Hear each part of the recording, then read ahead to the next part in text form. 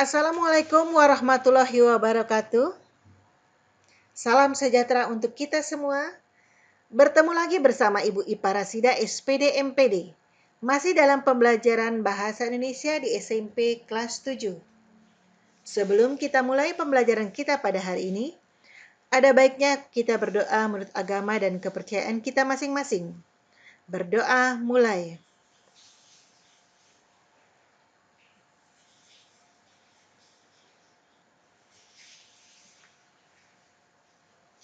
Berdoa selesai. Baiklah, kita mulai. Dengan ucapan Bismillahirrahmanirrahim, kita mulai pembelajaran kita pada hari ini. Assalamualaikum warahmatullahi wabarakatuh. Salam sejahtera untuk kita semua. Jumpa lagi dengan pembelajaran jarak jauh PJJ yang ketiga, Bahasa Indonesia di SMP untuk kelas 7. Masih pada masa pandemi COVID 2019, pemerintah masih menyarankan kita untuk mengadakan pembelajaran jarak jauh. Pembelajaran jarak jauh kita kali ini adalah yang ketiga, Bahasa Indonesia SMP kelas 7. Semester genap tahun ajaran 2020-2021. Materi kita adalah menelaah unsur cerita fabel. Bersama saya Ibu Ipa Rasida SPD MPD.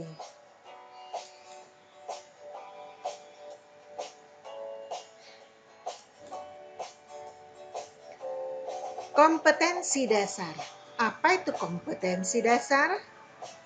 Kemampuan yang dimiliki siswa minimal kemampuan minimal yang dimiliki oleh siswa setelah mengikuti pembelajaran ini diharapkan bisa menelaah struktur dan kebahasaan fabel atau legenda daerah setempat yang dibaca dan didengar. 4.12 siswa nanti bisa membuat telaah struktur dan kebahasaan sebuah fabel atau legenda daerah setempat yang dibaca dan didengar.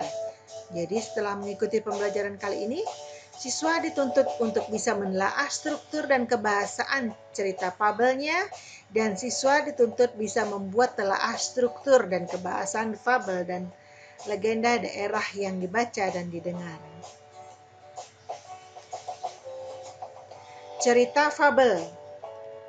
Definisi ini sudah ada di pembelajaran PJJ yang kedua, tapi ada baiknya Ibu ulang untuk PJJ yang ketiga. Apa definisi dari cerita fabel? Definisi pengertiannya nak ya. Jadi pengertian cerita fabel adalah cerita fiksi berupa dongeng yang menggambarkan budi pekerti manusia dan diibaratkan pada binatang. Tokoh utamanya adalah fabel atau hewan atau binatang.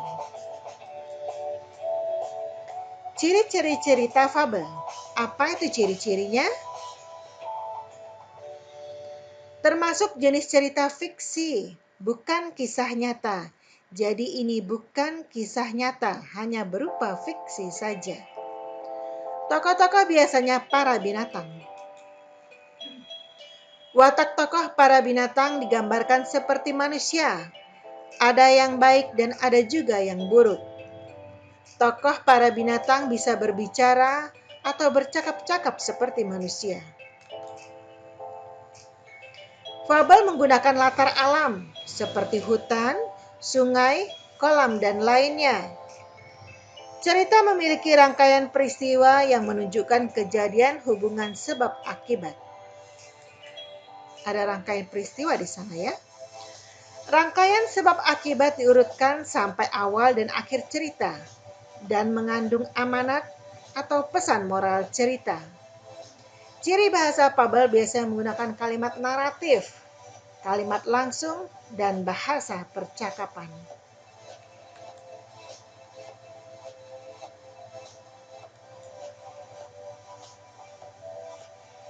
Tema dan amanat cerita. Apa pula itu Bu, tema dan amanat? Kita lihat pada slide berikut ini.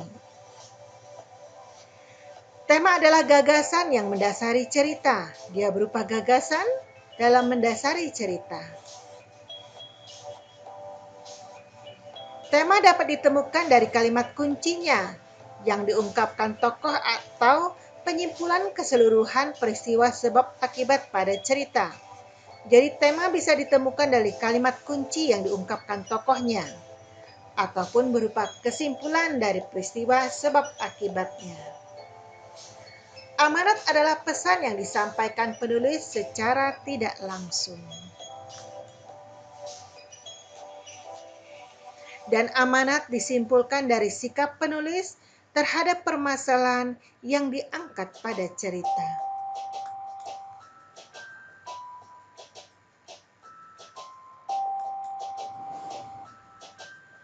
Pengenalan teknik watak tokoh cerita.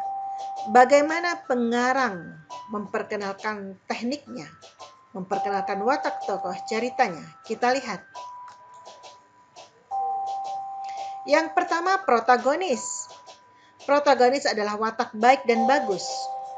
Contohnya, baik hati, berani, bijaksana, dan penolong.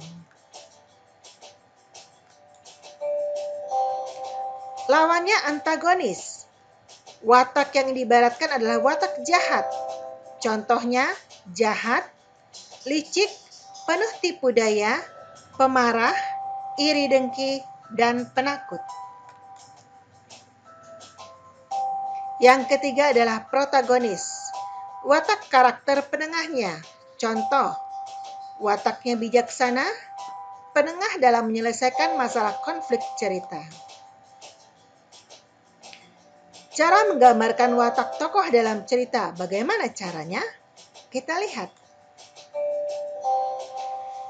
Diceritakan langsung oleh pengarangnya. Bisa kita lihat langsung oleh pengarangnya dalam kalimat-kalimat yang ada dalam cerita tersebut. Digambarkan melalui dialog tokoh, dan kita bisa melihat watak tokoh tersebut dalam percakapan tokoh yang lainnya. Digambarkan melalui perilaku tokoh. Dari perilaku tokoh kita bisa melihat watak tokohnya. Misalnya, kalau kotor, situasinya kotor berarti tokohnya pemalas. Kalau lingkungannya bersih berarti tokohnya pembersih atau rajin ya. Digambarkan melalui tata bahasa tokohnya. Digambarkan melalui percakapan atau tata bahasa percakapan tokohnya atau bahasa tokohnya.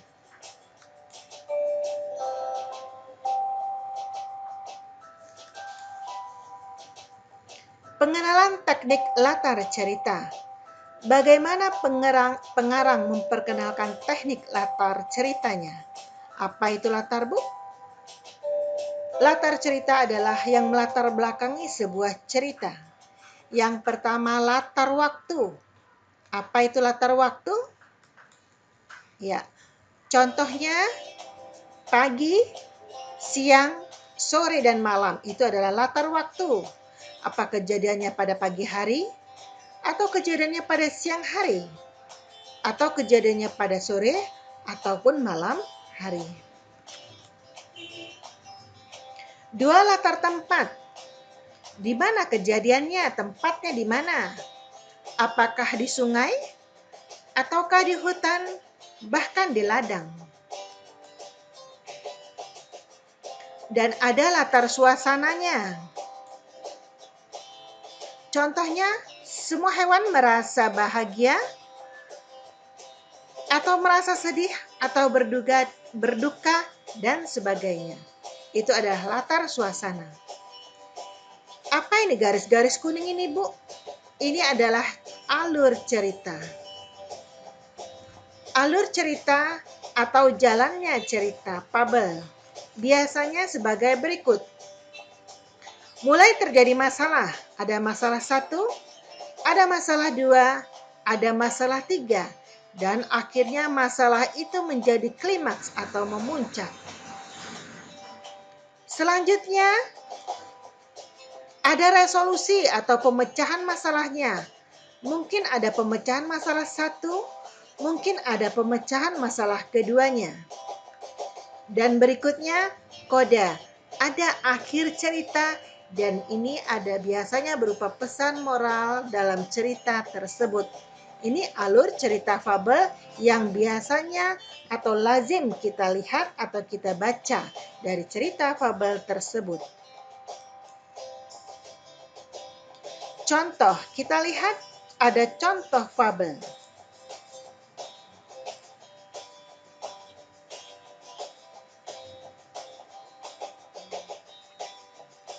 Agak lambat ya laptopnya. Agak sabar sedikit. Ya, ini ada cerita fabel singkat. Kupu-kupu berhati mulia. Ini adalah judulnya, Kupu-kupu berhati mulia. Ini gambarnya seekor kupu-kupu, ada semut dan ada tamannya. Kita diminta mencari apa? Analisis cerita fabelnya. Apa temanya? Dijawab di kotak sebelah kanan. Apa amanatnya? Dijawab di tabel sebelah kirinya. Penokohannya bagaimana? Latar ceritanya bagaimana? Kita lihat di sini. Sebelum kita menganalisis ini, ada baiknya kita baca dulu cerita fabel yang ada di depan ini, yang ada di atas ini. Ya. Kupu-kupu berhati mulia, kita baca dulu. Dikisahkan pada suatu hari yang cerah, ada seekor semut berjalan-jalan di taman. Ia sangat senang karena bisa berjalan-jalan melihat taman yang sangat indah. Sang semut berkeliling taman sambil menyapa binatang-binatang yang berada di taman itu. Ia melihat sebuah kepompong yang menggantung di ranting. Sang semut mengejek sebentuk kepompong yang jelek dan tidak bisa pergi kemana-mana. Hai kepompong, alangkah buruk nasibmu. Kamu hanya bisa terdiam dan tergantung di situ. Ayo jalan-jalan, lihat taman ini yang luas dan indah ini. Bagaimana nasibmu bila ranting itu patah? Kepompong itu hanya terdiam. Hingga suatu hari, semut berjalan-jalan di taman itu. Karena hujan, taman itu dipenuhi lumpur, sehingga semut pun tergelincir dan jatuh ke lumpur. Semut itu terjatuh. Semut itu berteriak minta tolong sekencang mungkin. Tolong, bantu aku. Aku mau tenggelam. Tolong, tolong, tolong aku. Untunglah saat itu ada seekor kupu-kupu terbang melintas. Kemudian kupu-kupu itu menjulurkan sebuah ranting ke arah semut. Semut berpeganglah erat-erat ranting itu. Nanti aku akan mengangkat ranting itu. Lalu si semut memegang erat-erat ranting itu. Dengan sekuat tenaga, kupu-kupu mengangkat ranting itu. Lalu kupu-kupu menurunkannya ke tempat yang aman. Semut berterima kasih kepada kupu-kupu karena telah menolong nyawanya. Aku adalah kepompong yang pernah kau ejek, kata si kupu-kupu. Ternyata kepompong yang dulu diejeknya sudah menyelamatkannya. Akhirnya sang semut pun berjanji dan tidak akan menghina semua makhluk ciptaan Tuhan yang ada di taman itu. Ya, inilah cerita dari kupu-kupu berhati mulia. Tugasnya adalah carilah temanya, amanatnya, penokohan, dan latar cerita dari cerita fabel di atas. Oke, kita ketik ya. Apa temanya? Ya, tadi Ibu sudah baca apa temanya? Ya, sudah ada di sini. Akhirnya sang semut pun berjanji tidak akan menghina semua makhluk ciptaan Tuhan yang ada di taman itu. Kita tidak boleh menghina semua makhluk yang ada. Kita tidak boleh menghina. Kita tidak boleh menghina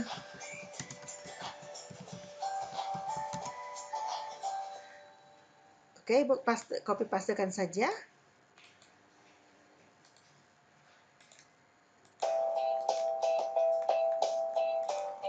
Ya, kita tidak boleh menghina. Menghinanya ada 2, kita hapus 1.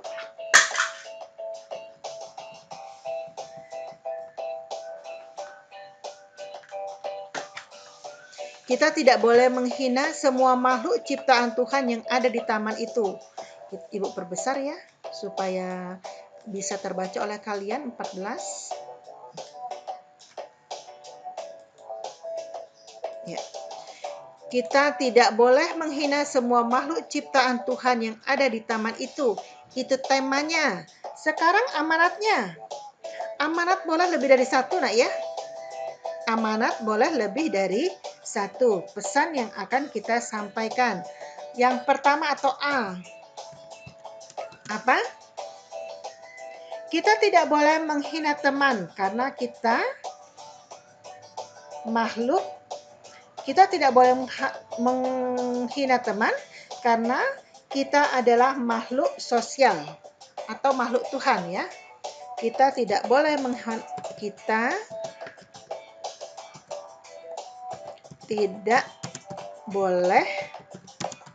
menghina teman. Kita tidak boleh menghina teman. Ada lagi? Ya, semut dan kupu-kupu adalah berteman. Ya, benar. Mereka apa? Tolong menolong. Mereka tolong menolong sesama teman.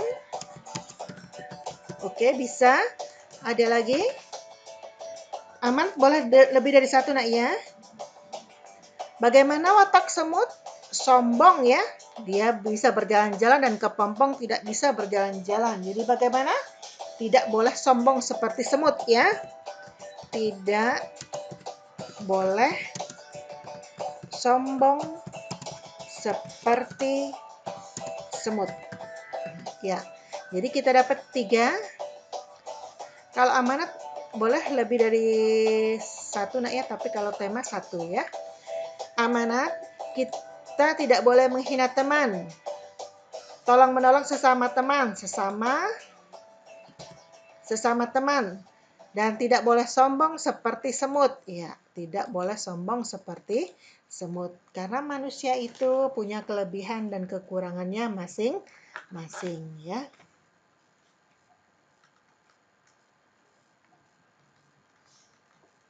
Ini musiknya mau Ibu aktifkan lagi, oke?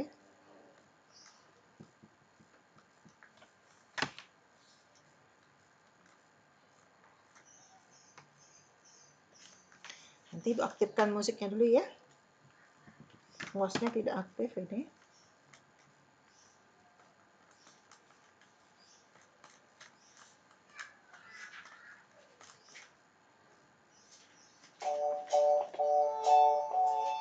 Ya.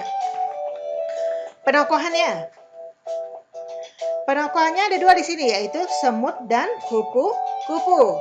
Watak semut bagaimana? Ya, jahat. Jadi kalau jahat itu antagonis atau protagonis? Semut wataknya antagonis. Antagonis, ya. Bagaimana wataknya? Jahat dan sombong. Ya, jahat dan sombong. Berikutnya, kupu-kupu.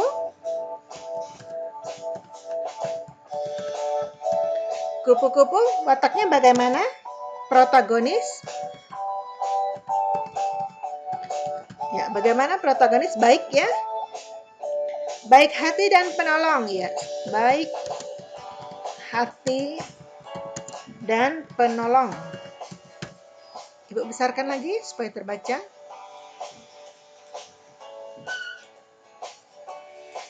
Ya. Semut antagonis. Ibu langkah biar ya. Semut antagonis, jahat dan sombong. Kupu-kupu protagonis ya. Baik hati dan penolong. Hanya dua tokoh di sini ceritanya, semut dan kupu-kupu. Latar cerita. Latar cerita di sana apa? Latar cerita yang pertama berupa apa? Latar tempat. Di mana kejadiannya? Latar tempat. Di mana kejadiannya? Ya, di taman. Di taman. Kejadiannya di taman ya. Atau sebuah taman. Latar suasananya? Latar suasananya bagaimana akhir ceritanya? Latar tempat, sebuah taman, ada hujan, ada lumpur, itu termasuk di taman tadi ya. Hujan dan banyak lumpur ya. Dan banyak lumpur. Latar suasananya bagus, kenapa? Atau baik ya? Karena kupu-kupu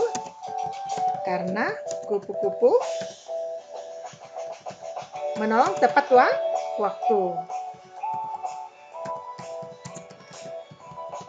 Ya, menolong tepat waktu. Ibu besarkan lagi biar terbaca juga ya. 14. Ya. Ini yang kita dapat tema dari cerita Kupu-kupu Berhati Mulia. Ya. Dikisahkan pada suatu hari yang cerah ada seekor semut berjalan-jalan di taman. Ia sangat senang karena bisa berjalan-jalan melihat taman yang sangat indah. Sang semut berkeliling taman sambil menyapa binatang-binatang yang berada di taman itu. Ia melihat kepompong dan seterusnya. Ini adalah ceritanya. Hasilnya yang pertama tema. Kita dapat ya tema. Kita tidak boleh menghina semua makhluk ciptaan Tuhan yang ada di taman itu. Pesannya atau amanatnya, kita tidak boleh menghina teman, tolong menolong sesama teman, dan tidak boleh sombong sama semut atau sama teman. Penokohannya, semut antagonis, jahat dan sombong. Kupu-kupu protagonis, baik hati dan penolong. Latar cerita, latar tempatnya di taman, ada hujan dan banyak lumpurnya.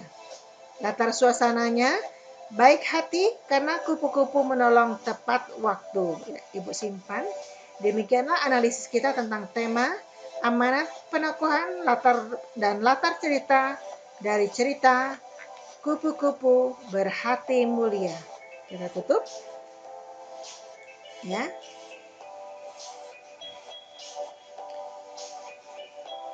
Itu adalah cara menganalisis tema, amanat, penokohan, dan latar sebuah cerita fabel.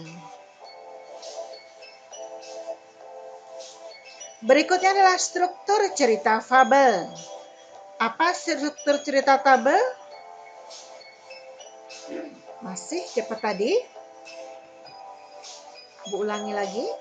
Ya, ada orientasi, ada komplikasi, ada resolusi, dan ada kodanya. Itu adalah struktur cerita fabel.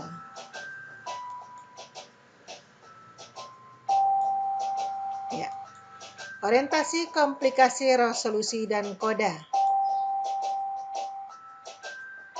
Apa itu orientasi?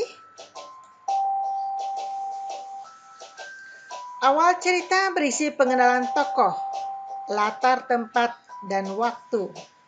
Berupa awal cerita. Ya, itu orientasi. Komplikasi atau masalah. Masalah sudah muncul. Masalah 1 dan masalah 2 menuju klimaks. Itu adalah komplikasi. Resolusi. Bagaimana pemecahan masalahnya? Dan koda. Bagian akhir cerita berisi perubahan pada tokoh dan pelajaran yang dapat dipetik dan diambil dari cerita. Berupa akhir cerita dan perubahan pada tokoh yang dapat dipetik dan diambil dari cerita. Sama seperti kupu-kupu yang berhati mulia tadi, semutnya akhirnya sadar bahwa dia tidak boleh sombong ya. Itulah ceritanya. Sekarang kita lihat lagi contoh ceritanya. Ya. Kali ini tentang semut dan merpati. Masih semut, tapi tadi semut dan kupu-kupu, sekarang semut dan merpati. Kita lihat, kita disuruh apa?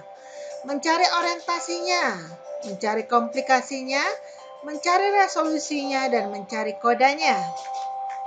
Kita lihat. Pada suatu hari, seekor semut tengah kehausan. Ia berjalan gontai di dalam hutan hingga akhirnya tiba di tepi sungai. Ya, itu adalah awal cerita. Semut pun menjulurkan badannya yang mungil ke arah air untuk minum. Tapi malang ia tak sengaja malah tersebur. Itu muncul masalah. Ini adalah awal cerita. Awal cerita apa tadi? Ya, awal cerita berupa orientasi. Komplikasinya bagaimana tadi? Semut mulai terjatuh. Semut pun menjalarkan badannya yang mungil ke arah sungai air untuk minum. Tapi ia malang, ia tercebur. Itu adalah masalah. Dengan panik semut berteriak, "Tolong, tolong aku." Tapi tak ada yang mendengar. Masalah yang kedua. Semut mencoba berteriak lebih kencang, namun tidak ada yang menolongnya. Ya, itu adalah masalah. Bagaimana? Satu atau A, semut tercebur di air. Minta tolong, sudah itu ya. Semut minta tolong. Adakah yang mendengarnya? Tidak ada. Tetapi tidak ada yang mendengar. Tetapi tidak ada yang mendengar. Ya, kita lihat lagi. Semut mencoba berteriak kencang, tapi tidak ada satupun yang menolong. Ketika semut hampir tenggelam, ada seekor merpati yang bertengger di ranting pohon. Merpati segera menarik sehelai daun, lantas menjatuhkannya ke sungai, tepat di dekat semut. Dengan sisa-sisa tenaganya, semut naik ke atas daun hingga dia bisa mengapung dengan selamat ke tepi sungai. Dia kelelahan tapi sangat senang dan bersyukur karena merpati telah menyelamatkannya. Iya, bagaimana resolusinya? Ada merpati yang mendengar semut minta tolong ya. Apa yang dilakukan merpati? Resolusinya? Merpati menjatuhkan daun dan semut menaiki daun itu sehingga ia selamat. Ya, selamat ya. Berikutnya, beberapa hari kemudian seorang pemburu datang ke hutan dan melihat merpati. Tanpa disadari pemburu itu siap menembak. Namun beruntung ada semut di sekitar situ dan melihat apa yang terjadi. Ia pun berlari sekuat tenaga menghampiri semut dan menggigit tangannya kuat-kuat. Pemburu itu berteriak kesakitan. Tak hanya senapangnya lepas dari tangan. Suaranya pun membuat merpati tahu ada bahaya yang mengancamnya. Merpati dan semut terbang menjauh. Berkat semut ia selamat. Merpati dan semut kemudian menjadi sahabat. Ya. Berikutnya apa? Masih semut menjatuhkan daun. Ini masalah pertama saja yang kita buat ya. Merpati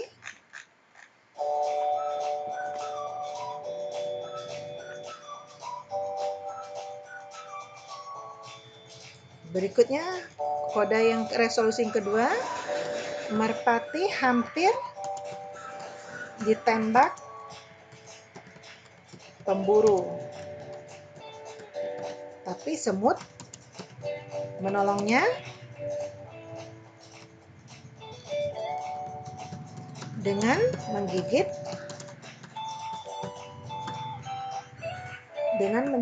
pemburu itu.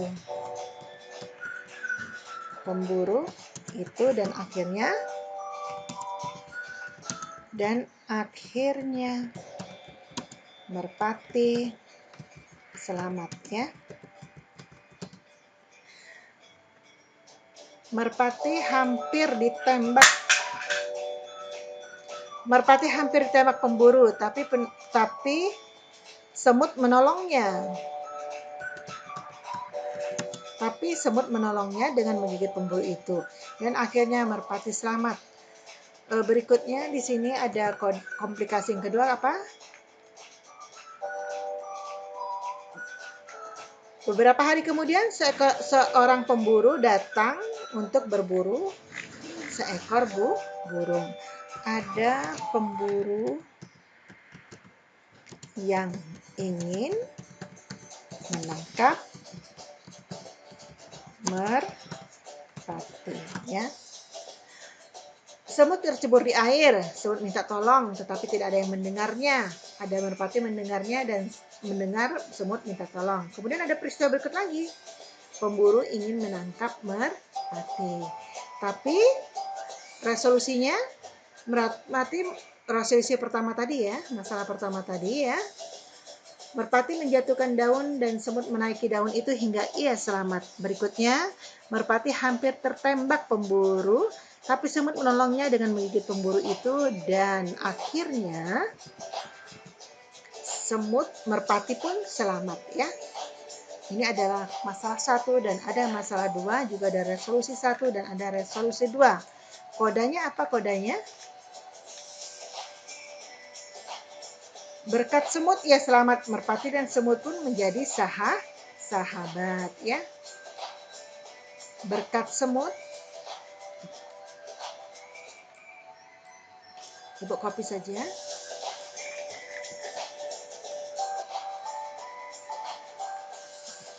Berkat semut ia selamat. Merpati dan semut pun kemudian menjadi sahabat. Semut juga selamat ya tadi, sudah ditolong oleh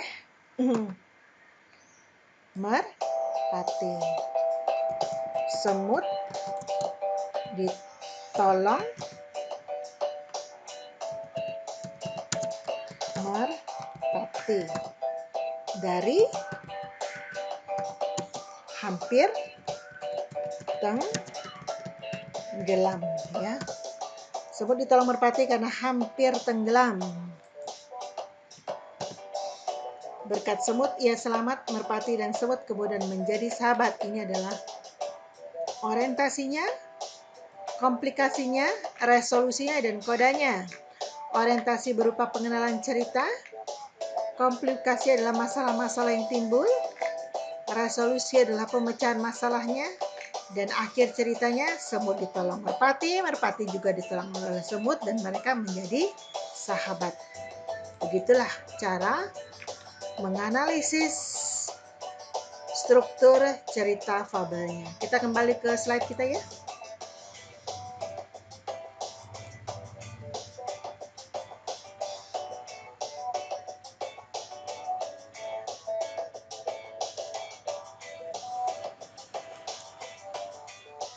Pertanyaan, kita di akhir pembelajaran kita ada beberapa pertanyaan yang harus kalian jawab ya. Apa sih pertanyaannya? Jelaskan apa yang kalian ketahui tentang cerita fabel. Boleh pengertiannya, boleh definisinya. Apa yang kalian ketahui tentang cerita fabel? Ya. Jelaskan apa yang kalian ketahui pula tentang tema, amanat, penokohan, dan latar cerita dalam sebuah cerita fabel maksudnya ya.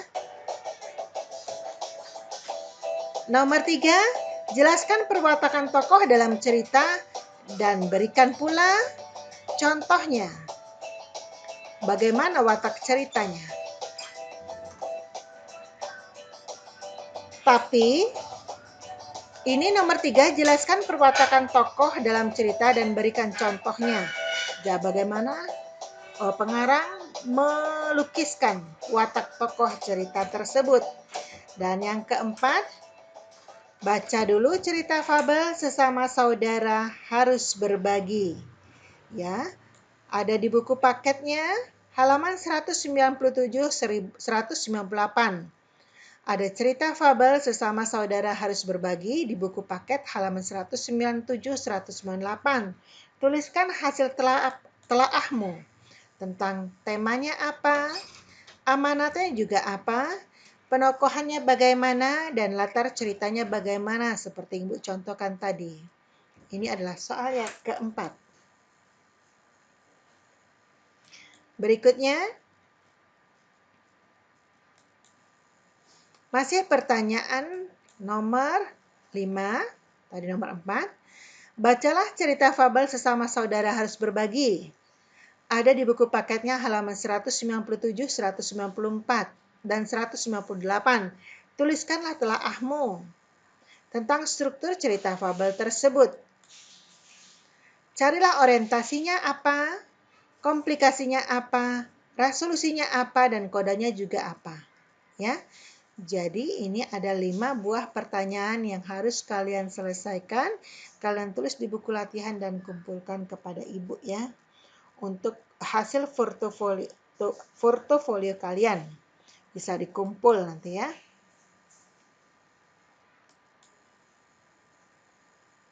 Thank you. Sekian dan terima kasih ya. Itulah pembelajaran PJJ Ibu yang ketiga untuk semester genap tahun ajaran 2020-2021. Silahkan kalian kerjakan soalnya dan boleh kalian buka buku paketnya dan jawab dengan sungguh-sungguh dan dengan benar-benar agar nanti hasilnya membuat kalian bahagia ya. Sekian dan terima kasih. Semoga pembelajaran kita hari ini bermanfaat untuk kita semua. Bermanfaat untuk kalian siswa SMP di kelas 7 SMP Negeri 2 Tebing Tinggi tahun ajaran 2020-2021 dan bermanfaat juga untuk Ibu IPA Rasida secara pribadi. Sekian dan terima kasih serta Ibu ucapkan wassalamualaikum warahmatullahi wabarakatuh.